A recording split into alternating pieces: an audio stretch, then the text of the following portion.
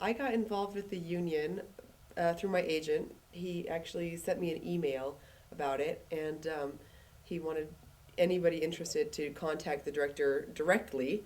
And so I wrote Tom Laughlin an email, and he wrote back like immediately saying, "Oh my gosh, you are the one that we want." So that was flattering.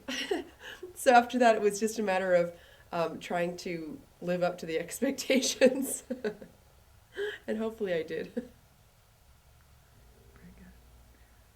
Well, it's kind of funny. I got involved in the union. I mean, luckily for my job, I mean, my job, I work as the booking director for the Craze Talent Agency, plug. Um, and, I think at first I saw an email, kind of a blurb from you, from Tom, the director, I should say, not from you. All right, Tom, the director. I got an email blurb about it, that he was looking for actors for this new short that he's doing featuring vampires. Of course, it's always been a dream of mine to play a vampire, so I kind of just took it upon myself to not only say, hey, I'm the booking director, but also, hey, I'm an actor as well. And I decided, just like everybody else, I'll submit myself. And I think I submitted that a day, and literally the next day, Tom got a hold of me and was like, we found our Vincent. And I'm just like, oh, thank you, because, I always get nervous, always submitting myself for things, but sometimes, I was just like, I felt this would be right. I really wanted to go for it, and I'm just going to put my name out there with everybody else, and bam, he found me.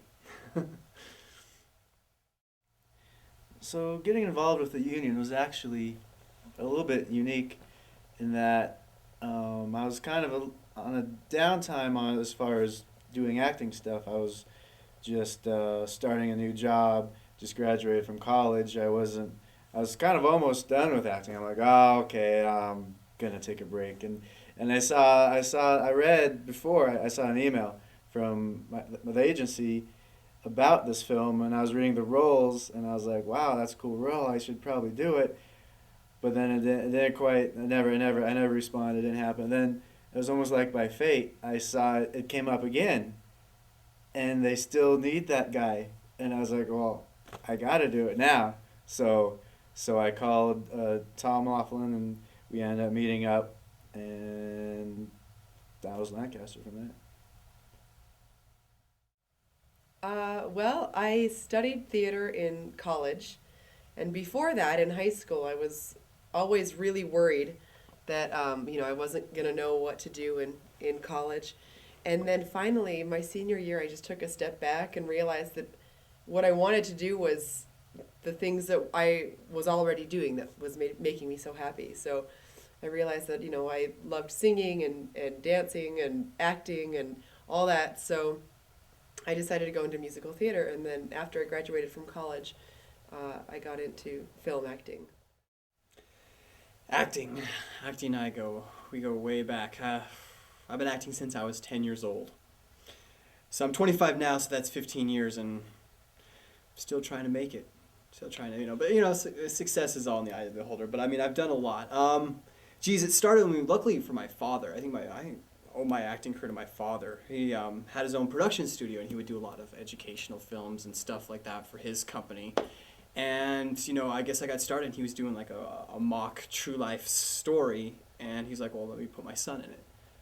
And I just got into that, and I started enjoying it, and then I, did my first play when I was 10 years old, my fifth grade play. I played Johnny Appleseed, the little pot on my head, and bag of seeds, and it's just from there it just kind of sprouted as something I really wanted to do, but I really didn't get into it, really into it, and actually start to think of it as a possible career choice until I got to high school.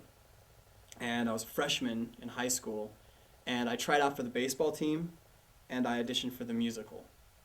And I didn't make the baseball team, but I made the musical.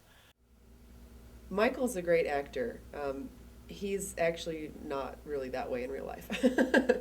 um, he's a very nice person, and we had a great time together. Like, we really kind of bonded and got a lot of chances to talk and hang out, and that was great. And then, we get on set and he's screaming at me, I'm crying.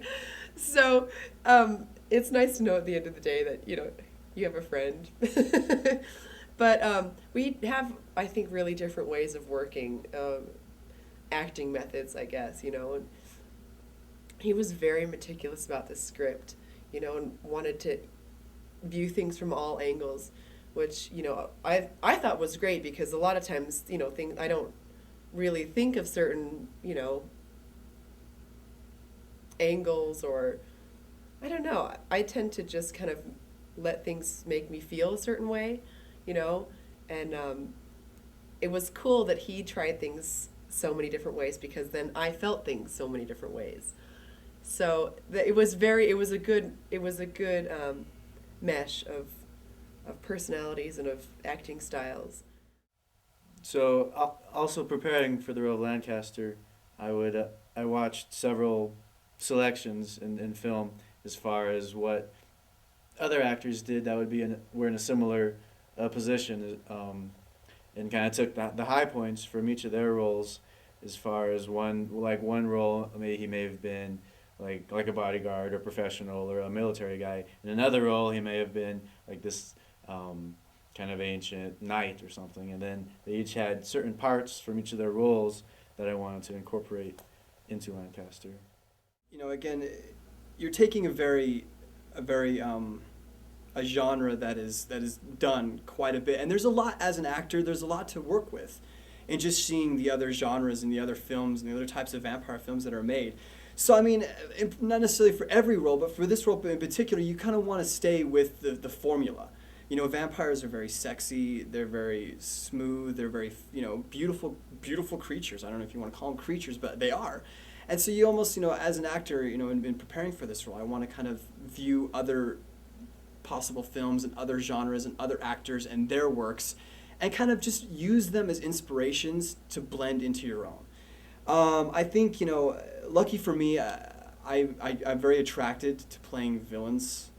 I tend to be a very nice guy in real life, but for some reason, just villains, I think, attract me the most as characters to play, because there is no set formula. So in preparing for this role, it was a lot of like, if I don't just stop for the night and just forget about it, I'm going to drive myself crazy. Because I was like, oh, this will work. And I would start doing this line this way. And I was like, well, no, maybe I want to yell here. And I started yelling here. And I was like, no, well, maybe I'll yell here and kind of go down here. No, well, yeah, that works. Okay, it was a lot of like, seriously, it was a lot of like looking at my script, making notes, and going, a day later going, oh, this works now. And then forgetting what I had accomplished the day before, and then coming to something brand new, because there's just no particular formula in playing a villain. So I kind of just had to. I know Tom, director Tom, I like to call him. The director kind of was like, okay, you drive me crazy because you've got to come to one certain way to do this character, because if you keep changing things, I'm never going to know what works and what doesn't work. But then I'm like, because then I would try something and then I'd go home and review it again, and that would work, and then I'd bring it to the next rehearsal and he'd be like, well, what happened to this? I'm like, oh, I like this better. And he's like, come to a consensus on this role. It works. Let's do it,